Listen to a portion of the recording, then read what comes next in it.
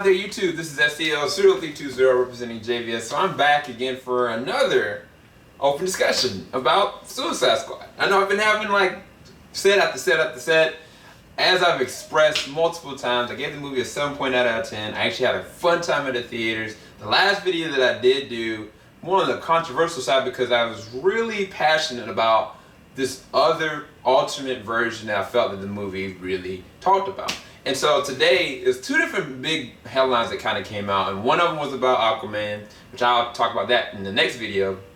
And another one was from David Ayer from EmpireOnline.com. I got their source from comicbookmovie.com, but I'll go ahead and read one of the biggest things about that. So I'll kind of overview it a little bit, but basically the byline reads, Suicide Squad, 17 things I learned from David Ayer about the movie. And one of the biggest things that I thought was really interesting is that the original script, it took place in Belle Reve, and then there was an opening monologue that kind of went through most of the film. And one of the things they kind of talked about was that initially the version that they had before, which is called a linear version. I'll read what it says. There's a linear version we did where it opens up with June Moon, who is becoming Enchantress, in the cave and tells the backstory of sequences and arrest and Batman, and then goes to Belle Reve. So all those things that I talked to y'all about before in the other video, which were kind of rumored up until everything that he's confirming right here, that those were substantial sequences. They weren't just from the trailer, that this is how they kind of had it.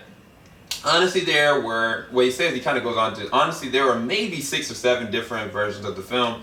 In that version, though, that specifically the linear version he's talking about, test audiences were left with a lot of questions and a little disoriented as to what to watch. So we came up with what we call a dozer version, which has Amanda presenting the backstories and the origins of the various characters, which kind of diverts the whole conversation. There's a lot of different other things that kind of come up, talking about, like, a lot of people worry about, like, Scott Eastwood, like, was he Dick Grayson, was he, you know, Roy Harper? But he wasn't. He just kind of confirms he's just Rick Flagg's right-hand man, GQ, or Lieutenant GQ. Another thing he has said is that it wasn't originally rated R. They kind of pushed that envelope, but he knew before he saw the camera that that's not where he kind of wanted to go with it, which is really interesting to assess from that. And then he kind of describes the film as this anarch punk rock art movie, which I thought that was really a beautiful way of being able to put it.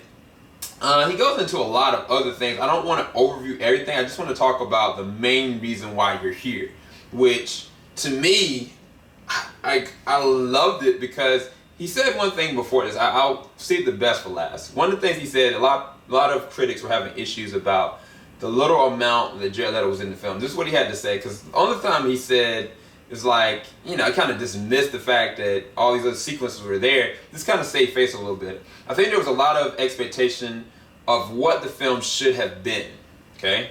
People really wanted more Joker and wanted him to be the A-plot component. And it's funny how critics call it a cameo, but he has some fantastic sequences that are really important for the film. And he really influences the journey quite a bit, okay? Now, this is the biggest thing right here, and I'll read it for you. I won't even go into the details of it. The title reads, number 8, which is the Joker owes the damaged tattoo to the boy wonder, or Robin, okay? This is what he says.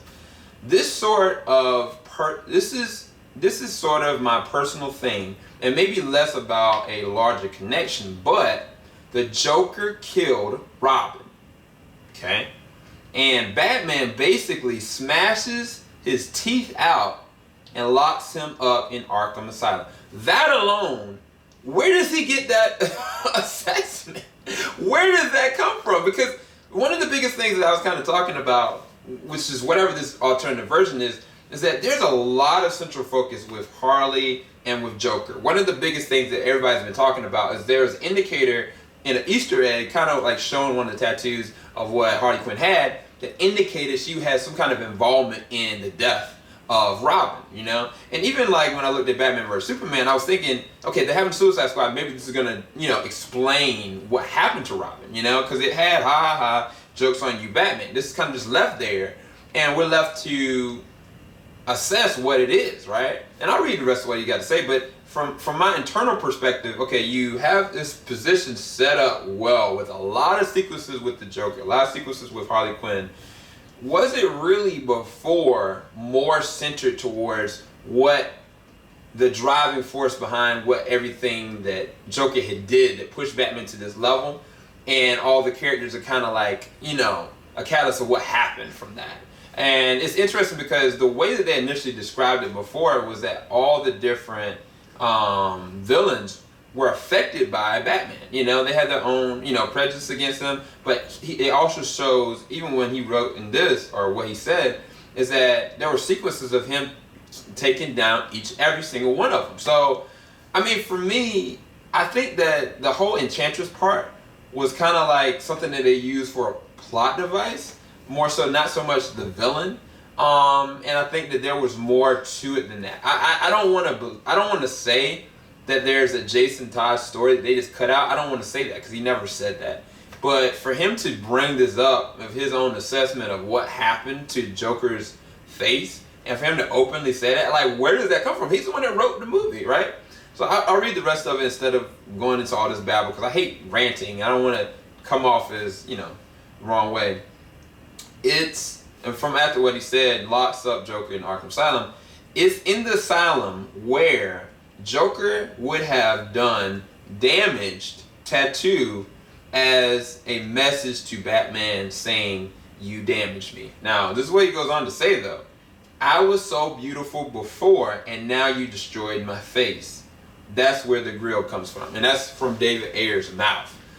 Where does that come from? I mean, one of the biggest things that he had said early on were two different things. One, that Batman for everybody was looking like this, like, thing that could not be stopped kind of figure, you know? And that's not what I got from the movie. I mean, I could see him, like, thwarting them and stopping them in different ways, but it was all justified. It didn't seem from their assessment that he was really all that harsh against him.